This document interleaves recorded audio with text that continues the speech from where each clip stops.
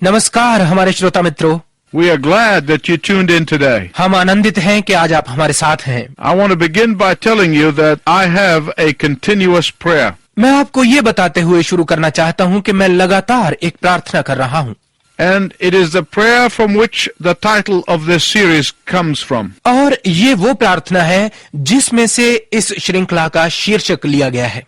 And my prayer goes something like this. और मेरी प्रार्थना कुछ इस प्रकार से है।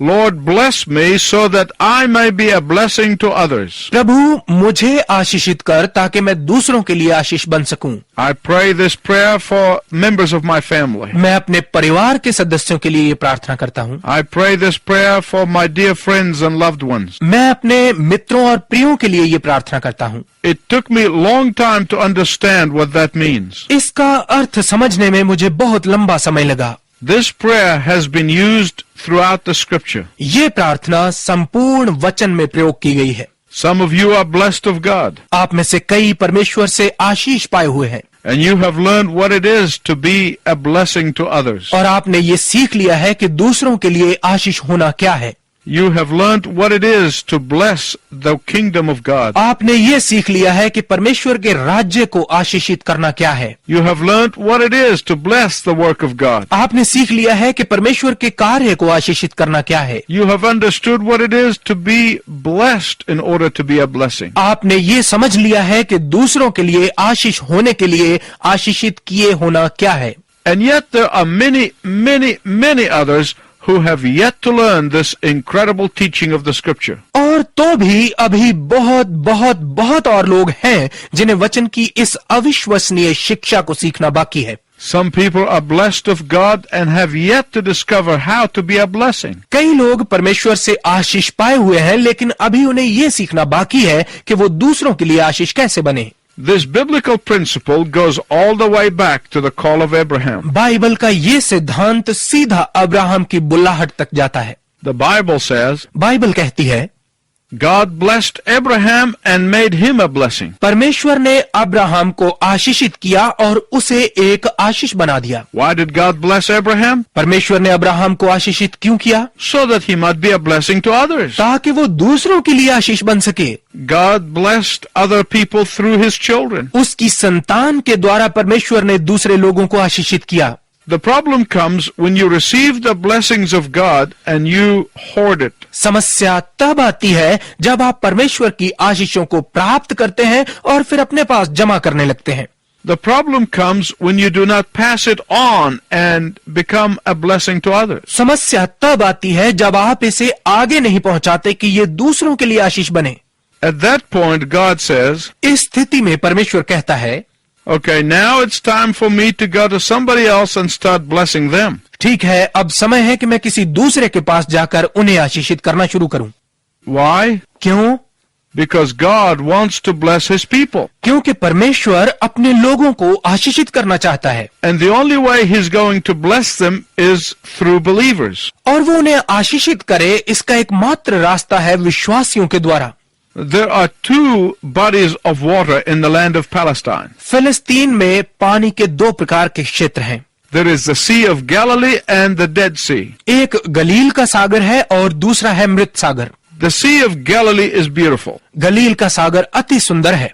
The water is crystal clear. पानी शीशे की तरह साफ है। Water flows down from Mount Hermon and goes out into the River Jordan. पानी हर्मोन पर्वत से बहता हुआ यर्दन नदी में जाकर मिलता है। The water is pure and good to drink and can sustain animal life. ये पानी पीने के लिए शुद्ध और अच्छा है और पशु जीवन को कायम रख सकता है। But then there is a Dead Sea, परंतु फिर वहाँ मृत सागर है, where the water comes in and stays there. जहाँ पानी आता है और वहीं जमा हो जाता है। Its water is filled with salts and cannot be used for drinking, and no fish can live in it. इसका पानी नमक से भरा है और पीने के प्रयोग में नहीं लाया जा सकता और कोई मछली इसमें जीवित नहीं रह सकती। And the question that you must ask yourself is this. और वो प्रश्न जो आपको खुद से पूछना चाहिए वो ये है, Spiritually speaking, am I the Sea of Galilee or the Dead Sea? आत्मिक रूप से कहें तो क्या मैं गलील का सागर हूँ या मृत सागर हूँ? God wants to bless people, परमेश्वर लोगों को आशीषित करना चाहता है, but He wants to bless them through us. परंतु वो उन्हें हमारे द्वारा आशीषित करना चाहता है। God wants to bless people, परमेश्वर लोगों को आशीषित करना चाहता है, but the only way He's going to bless them is through the faithfulness of His children. परंतु वो उन्हें एक ही तरीके से आशीषित करेगा और वो है उसके बच्चों की विश्वास योग्यता के द्वारा। Let's look at some examples in the scripture. आइए वचन में से कुछ उदाहरणों को देखें। Do you remember Jacob? क्या आपको याकूब याद है? The Bible said that Jacob blessed Jacob's tricky uncle Laban. Bible बताती है कि याकूब ने अपने चालबाज मामा लाबान को आशीषित किया। He was a very tricky man, that uncle Laban. उसका मामा लाबान बहुत चतुर व्यक्ति था। He deceived Jacob twice. उसने 2 बार याकूब को धोखा दिया। First, he gave Jacob the wrong girl to marry, पहले उसने याकूब को शादी के लिए गलत लड़की दे दी and then Laban made him work for another 7 years. और फिर लाबान ने उससे और 7 साल काम करवाया। Laban was a deceitful man. Laban एक धोखेबाज व्यक्ति था, And yet the Bible says that God blessed tricky uncle Laban because of Jacob. और बाइबल कहती है कि तो भी परमेश्वर ने याकूब के कारण उसके चालबाज मामा को आशीषित किया। That's how God works. परमेश्वर ऐसे ही कार्य करता है। If you are a believer, God will bless somebody because of you. यदि आप एक विश्वासी हैं तो परमेश्वर आपके कारण किसी को आशीषित करेगा And He will bless somebody through you. और वो किसी को आपके द्वारा आशीषित करेगा। God blessed the house of Potiphar in the times of the pharaohs in Egypt. मिस्र में फिरौन के समय में परमेश्वर ने पोतीफर के घर को आशीष दी। Why? क्यों? Because of Joseph. यूसुफ के कारण। Because God blessed Joseph. क्योंकि परमेश्वर ने यूसुफ को आशीषित किया And then He blessed the pagan family through Joseph. और फिर यूसुफ के द्वारा उसने एक अन्य जाति परिवार को आशीषित किया। God blessed the whole nation of Egypt through His blessing of Joseph. परमेश्वर ने यूसुफ के लिए अपनी आशीष के द्वारा पूरे मिस्र राष्ट्र को आशीष दी। We know in the Old Testament times that God blessed Israel. हम जानते हैं कि पुराने नियम के समय में परमेश्वर ने इस्राएल को आशीष दी। Why? क्यों? Because of Abraham. अब्राहम के कारण। Today God blesses the whole world because of Jesus Christ. आज परमेश्वर यीशु मसीह के कारण संपूर्ण संसार को आशीषित करता है। My listening friends, I want you to listen very carefully. मेरे श्रोता मित्रों, मैं चाहता हूं कि आप बहुत ध्यानपूर्वक सुने। I don't want you to misunderstand me. मैं नहीं चाहता कि आप मुझे गलत समझें। God wants to bless His people. परमेश्वर अपने लोगों को आशीष देना चाहता है। Why? क्यों? So that His people may be a blessing to their community. ताकि उसके लोग अपने समाज के लिए एक आशीष का कारण हों। So that believers may be a blessing to their nations. ताकि विश्वासी अपने राष्ट्रों के लिए आशीष का कारण हों। Well, let's begin by going to the scripture. खैर आइए वचन में से देखते हुए प्रारंभ करते हैं। Let's read from 1 Peter chapter 2 verses 13 to 20. आइए पहला पत्रस उसके 2 अध्याय के 13 से 20 पदों में से पढ़ें। आइए हम पवित्र वचन में से पढ़ें। पत्रस की पहली पत्री 2 अध्याय 13 से लेकर 20 पद। पत्रस की पहली पत्री 2 अध्याय 13 से लेकर 20 पद। प्रभु के लिए मनुष्यों के ठहराए हुए हर एक प्रबंध के अधीन में रहो, राजा के इसलिए कि वो सब पर प्रधान है, और हाकिमों के क्योंकि वे कुकर्मियों को दंड देने और सुकर्मियों की प्रशंसा के लिए उसके भेजे हुए हैं। क्योंकि परमेश्वर की इच्छा ये है कि तुम भले काम करने से निर्बुद्धि लोगों की अज्ञानता की बातों को बंद कर दो और अपने आप को स्वतंत्र जानो, पर अपनी इस स्वतंत्रता को बुराई के लिए आड़ न बनाओ, परंतु अपने आप को परमेश्वर के दास समझकर चलो। सबका आदर करो, भाइयों से प्रेम रखो, परमेश्वर से डरो, राजा का सम्मान करो। हे सेवकों, हर प्रकार के भय के साथ अपने स्वामियों के अधीन रहो, न केवल भलों और नम्रों के पर कुटिलों के भी, क्योंकि यदि कोई परमेश्वर का विचार करके अन्याय से दुख उठाता हुआ क्लेश सहता है तो ये सुहावना है। क्योंकि यदि तुमने अपराध करके घूसे खाए और धीरज धरा तो इसमें क्या बड़ाई की बात है। पर यदि भला काम करके दुख उठाते हो और धीरज धरते हो तो ये परमेश्वर को भाता है। Some of you perhaps while you're listening to this passage may have questions. इस भाग को सुनते हुए शायद आप में से कुछ लोगों के मन में कुछ प्रश्न आए। You've heard the words, submit yourself to every authority. आपने ये वचन सुना है कि खुद को हर प्रबंधन के अधीन रखो, Or slaves, submit to your masters. या दासो अपने मालिकों के अधीन रहो। And some of you may not like the word submission. और आप में से कुछ को शायद ये शब्द अधीनता पसंद न आए। Some of you may have already jumped to conclusion. आप में से कुछ लोग शायद पहले से ही निष्कर्ष पर पहुंच चुके होंगे। I want to explain the meaning of the word submission in this verse. मैं इस पद में इस शब्द अधीनता के अर्थ की व्याख्या करना चाहता हूं। You must understand what Peter is saying to his original readers. आपको ये समझना आवश्यक है कि पतरस अपनी पत्री के असल पढ़ने वालों को क्या कह रहा है। What did they understand that he was saying to them? उन्होंने क्या समझा कि वो उनसे क्या कह रहा था। Then we can take the major principles of Peter's teaching in this epistle तब हम इस पत्री में पतरस की शिक्षाओं के बड़े सिद्धांतों को ले सकते हैं and apply those principles in our lives today. और उन सिद्धांतों को आज अपने जीवन में लागू कर सकते हैं। My listening friends, this is very important. मेरे श्रोता मित्रों, ये बहुत महत्वपूर्ण है। Before Peter could tell us that we must be a blessing to others in our community and at our work, इससे पहले कि पतरस हमें ये बताता कि हमें अपने समाज में और अपने काम पर दूसरों के लिए एक आशीष बनना आवश्यक है, he began by telling us about our blessing. उसने हमें हमारी आशीषों के बारे में बताते हुए शुरू किया। Then he told us about our response to these blessings. फिर उसने हमें इन आशीषों के प्रति हमारे प्रत्युत्तर के विषय में बताया। These messages from the epistle of Peter like a ladder that we are climbing. पतरस की पत्री में से ये संदेश उस सीढ़ी की तरह है जिस पर हम चढ़ रहे हैं। Before Peter could ever tell us that believers must be a blessing to others, इससे पहले कि पतरस कभी हमें ये बताता कि विश्वासियों को दूसरों के लिए आशीष बनना आवश्यक है, he had to begin by first emphasizing the incredible blessings of grace that Christians have received from the hand of God. उसे अनुग्रह की उन अविश्वसनीय आशीषों पर जोर देते हुए शुरू करना था जो मसीहियों ने परमेश्वर के हाथ से प्राप्त की हैं।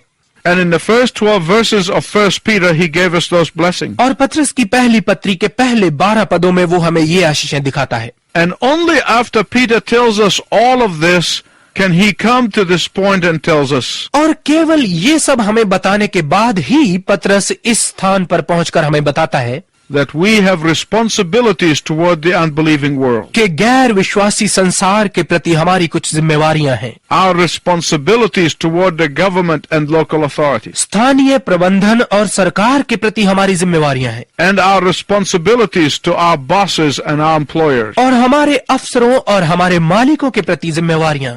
You can never be a blessing to anyone until you have been blessed of God. आप तब तक कभी किसी और के लिए आशीष नहीं बन सकते जब तक आप परमेश्वर के द्वारा आशीषित नहीं हैं। You cannot give what you don't have. आप कभी वो नहीं दे सकते जो आपके पास नहीं है। Until the Holy Spirit of God opens your spiritual eyes जब तक परमेश्वर का पवित्र आत्मा आपकी आत्मिक आंखें नहीं खोलता and you become a believer in the Lord Jesus Christ, और आप प्रभु यीशु में विश्वासी नहीं बनते, until you walk with Him in discipleship every single day, जब तक आप शिष्य के रूप में प्रतिदिन उसके साथ नहीं चलते, you will not be able to bless somebody else. आप किसी को आशीषित नहीं कर पाएंगे। And that is what Peter is doing here. और यहाँ पर पतरस यही कर रहा है। He talks about the blessings that God has given us, वो उन आशीषों के विषय में बात कर रहा है जो परमेश्वर ने हमें दी हैं। and then he says, those blessings give you these 6 responsibilities toward God. और फिर वो कहता है कि वो आशीषें परमेश्वर के प्रति आपको ये 6 जिम्मेवारियां देती हैं। And now he gives us 2 responsibilities toward unbelievers. और अब वो गैर विश्वासियों के प्रति हमें 2 जिम्मेवारियां देता है। First Peter tells us to be a blessing to the local authorities. सबसे पहले पतरस हमें कहता है कि हम स्थानीय प्रबंधन के लिए आशीष हों, Be a blessing to the government. सरकार के लिए आशीष बने, Be a blessing to the society in which you live. उस समाज के लिए आशीष बने जिसमें आप रहते हैं। And secondly, Peter says, be a blessing in your workplace. और दूसरा पतरस कहता है कि अपने कार्यस्थल पर आशीष बने। You might ask, how can I bless the government? शायद आप पूछे, मैं सरकार को कैसे आशीषित कर सकता हूँ? First, do not become a guest of the government. सबसे पहले सरकार के मेहमान न बनिए। How can you avoid that? इससे आप कैसे बच सकते हैं? By obeying the law of the land. देश के कानून का पालन करते हुए। That's really what Peter is saying. यही असल में पतरस कह रहा है। So how can you bless the government? तो आप कैसे सरकार को आशीषित कर सकते हैं? Do not become a burden on the government. सरकार पर बोझ मत बनिए। How can you do that? ऐसा आप कैसे कर सकते हैं? By working hard and paying taxes and being a giver rather than a receiver. कड़ा परिश्रम करते हुए, टैक्स देते हुए और लेने के बजाय देने वाले बनकर। That is how you bless the government. इस रीति से आप सरकार को आशीष देते हैं। In fact, that is the meaning of this passage in 1 Peter chapter 2 verses 13 and following. बल्कि पहला पत्रस 2 अध्याय के 13 पदों के इस भाग और इसके बाद के हिस्से का यही अर्थ है। In 1 Peter 2:12, पहला पत्रस 2 अध्याय के 12 पद में Peter told us that we are aliens and strangers. पत्रस हमें बताता है कि हम पराये और परदेसी हैं। We are tourists on this earth. हम इस धरती पर यात्री हैं। This is not our home. Heaven is our home. ये हमारा घर नहीं है, स्वर्ग हमारा घर है। And we are going to get to heaven sooner or later. और कभी न कभी हम स्वर्ग पहुंचने वाले हैं। And Peter does not want people to misunderstand him and say to themselves, और पत्रस नहीं चाहता कि लोग इसे गलत समझकर अपने आप से कहें, okay, if I'm an alien and a stranger, then I don't have to obey the laws of the land. ठीक है, यदि मैं पराया और परदेसी हूँ तो मुझे देश का कानून मानने की जरूरत नहीं है। Peter could see people using that as an excuse for disobeying the law. पत्रस ने देखा कि लोग इस बात का प्रयोग कानून की अवहेलना के बहाने के रूप में करेंगे And they would get themselves into trouble. और खुद को समस्या में फंसा लेंगे। Then when the local authority asked them why they broke the law, और फिर जब स्थानीय प्रबंधन उनसे पूछता कि उन्होंने कानून क्यों तोड़ा, they would say, because Peter told me so. तो वो कहते क्योंकि पत्रस ने हमें ऐसा कहा। So what does Peter do? तो पत्रस क्या करता है? He immediately goes on to say in verse 13, तो वो तुरंत 13 पद में कहता है, do not even think about breaking the law. कानून तोड़ने के विषय में सोचना भी मत। Do not think about living in lawlessness. कानून विहीनता में जीने के विषय में मत सोचना। Do not even think about living in disregard to the laws of the land. देश के कानून के प्रति अनादर में जीने के विषय में सोचना भी मत। Or try to look at it this way. या इसे इस प्रकार से देखने का प्रयत्न कीजिए। Think about an ambassador. एक राजदूत के बारे में सोचिए। Do you understand the pressure that they are under? क्या आप उस दबाव को समझते हैं जो उन पर होता है? It is a unique kind of pressure. ये अजीब तरह का दबाव है। While an ambassador represents his own country, एक राजदूत अपने देश का प्रतिनिधित्व करते हुए he is living in another country. एक दूसरे देश में रहता है, He is always loyal to his own country, परंतु वो अपने देश के प्रति वफादार रहता है, while he is living in his host country. जबकि वो अपने मेजबान देश में रह रहा है। He is still subject to the laws of his home country, तो भी वो अपने देश के कानून के अधीन है, while he is representing his home country. जबकि वो अपने स्वदेश का प्रतिनिधित्व कर रहा है। But he does not and cannot go around breaking the laws of his host country in which he is living. परंतु वो अपनी मनमर्जी करते हुए अपने मेजबान देश जिसमें वो रह रहा है उसका कानून नहीं तोड़ता और ना तोड़ सकता है। An ambassador respects the laws of the host country. एक राजदूत मेजबान देश के कानून का सम्मान करता है। Ambassadors have to walk a very tight rope. राजदूतों को एक खींची हुई रस्सी पर चलना पड़ता है। He abides by the laws of the host country वो मेजबान देश के कानून से बंधा रहता है to avoid a hint of scandal or embarrassment to his country. कि उसके देश के लिए बदनामी या परेशानी की कोई बात ना होने पाए। Why? क्यों? Because he does not want to shame, dishonor, disgrace, or bring disrepute to his own country. क्योंकि वो अपने देश पर लज्जा, अनादर, बदनामी या अपमान नहीं लाना चाहता। And that's exactly what Peter is saying. और बिल्कुल यही पत्रस कह रहा है। He is saying this is how you believers in Jesus Christ should behave in your host country. वो कह रहा है कि तुम्हें भी जो यीशु मसीह के विश्वासी हो अपने मेजबान देश में इसी प्रकार का व्यवहार रखना चाहिए। Every one of us who know Jesus as Savior and Lord हम में से प्रत्येक जो यीशु मसीह को प्रभु और उद्धारकर्ता के रूप में जानता है is an ambassador. एक राजदूत है। Each one of us who are walking with the Lord हम में से प्रत्येक जो प्रभु के साथ चलता है is an ambassador. एक राजदूत है।